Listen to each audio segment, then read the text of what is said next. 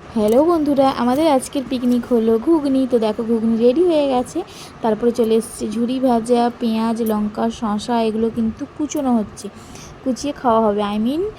ঝুরি ভাজাটা কুচোনো হচ্ছে না, মানে বাকি সব কিছু কুচো। এটা হচ্ছে দেখো তেঁতুল, টক। তো দেখো আমাদের মনা দিদি হচ্ছে সব কিছু জোগাড় করছে, কাটাকুটি করে দিচ্ছে। তো শসাটার এতটাই মানে ভালো একটা গন্ধ বেরোচ্ছিলো, মনে হচ্ছিলো শসাটাই খেয়ে নিই তাড়াতাড়ি। আর এই যে ইনি আমাদের চা খাচ্ছে, তারপরে খাবে হচ্ছে ঘুগনি মুড়ি। তো সবাই মিলে বসে আছে, অপেক্ষা করছি খাওয়ার জন্য। আর এটা হচ্ছে আমাদের নমা, মনাদিদির মা। তো দেখো শুরু হয়ে গেছে আমাদের খাওয়া দাওয়া। দেখো প্লেটিং হয়ে গেছে ঘুগনি। কেমন লাগছে ঘুগনিটা দেখতে? বেশি বেশি টক দিয়ে খেয়েছি কিন্তু আমরা, খুব ভালো লাগছিলো খেতে।